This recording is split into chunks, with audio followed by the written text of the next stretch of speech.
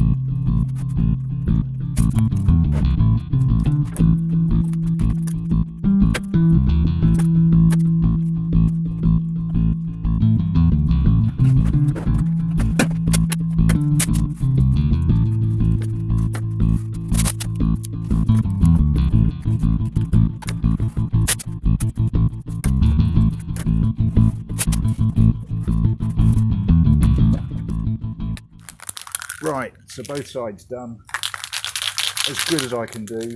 Oh.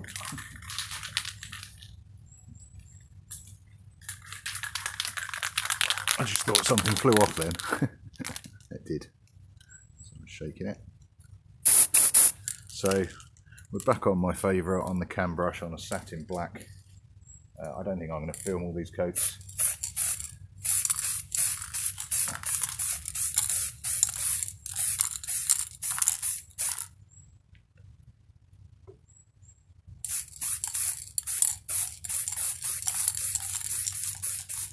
I think the last upload got at least one like really comment.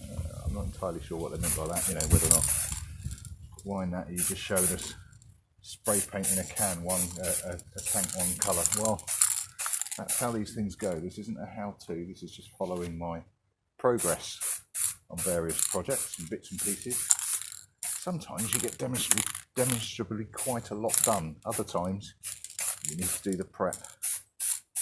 And I think it would be a little bit disingenuous not to show the prep as well. Sometimes you get interesting stuff, sometimes you don't. That's part of the beauty of projects.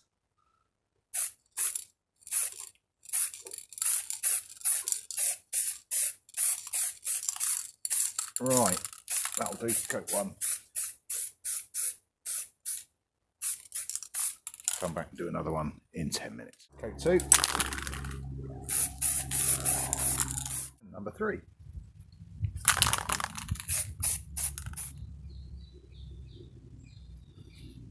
get in there and go for another one.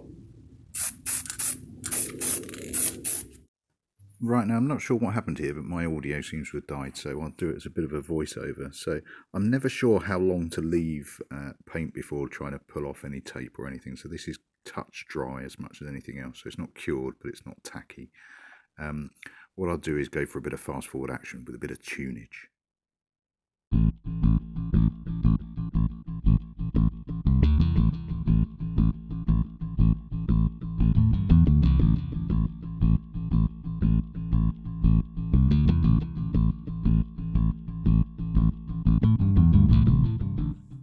Okay, so that's one side done and thoroughly happy with that. It's come out really nicely. No real big blemishes or bleed overs through either side.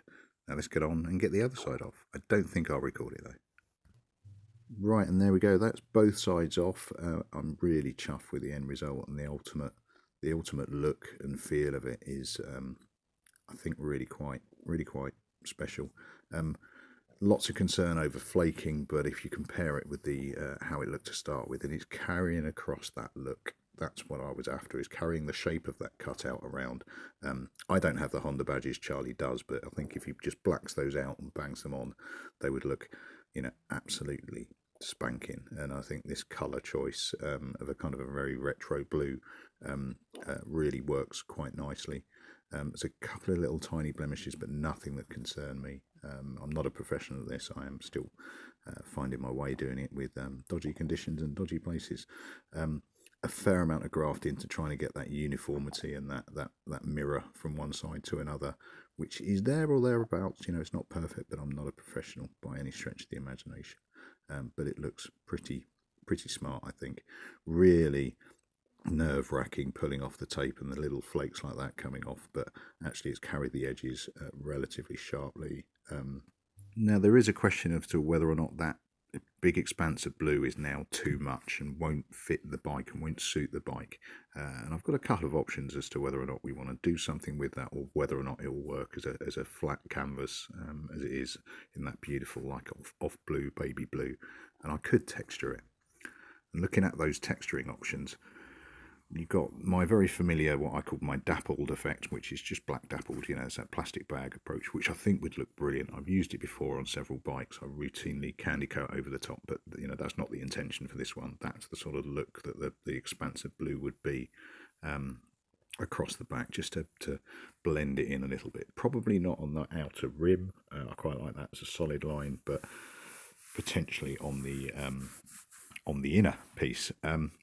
The other one is the old neck curtain trick, which I haven't tried before, which I've done as an example here on the blue. I think actually I've put too much paint on and it's too defined. Frankly, the pattern's too obvious. It needs to be a lighter blow over the top. But it just gives it something different, I suppose. It's a little bit more texture to the paint, a little bit more something, rather than just the flat expanse of that lovely blue that we've kind of got at the moment. I like the approach, I like the look, but I've done it too heavy here. So let me just have a quick attempt at doing it lighter. Now I don't have any more blue background stuff, but I've just done it a little bit lighter on another edge of the box, and I like that a lot. It's really a question down to Charlie. What do you want? That sort of neck curtainy approach, the dappled, or just the flat? And I'll be interested in your opinions. What do you think? What do you prefer? Which way do you think Charlie should go? Although obviously he has the final vote because it's his bike, and it's ultimately going to be his day bike as well. So it's a little bit of that, which I think I prefer. A little bit of that, or just like that. Which one do you prefer? Now, while I'm prattling on, staring at my own video, which is quite a strange experience to say the least, I just thought I'd do a little bit of a catch-up as well. So looking at costs and how much I've actually spent so far, I've kept a better log than I normally do. We're up to the £93 mark, so really bugger all for what you're getting. And you know, the clear rationale for doing this with rattle can paints was to try and keep the cost nice and low, and also to show that any idiot can do something like this with limited resources. and limited space. And actually, even though you've got the wrong kit to do it with, you can actually turn out some half decent results and something that I'd be entirely happy to chuck on a bike. Right, I'm going to leave that to cure.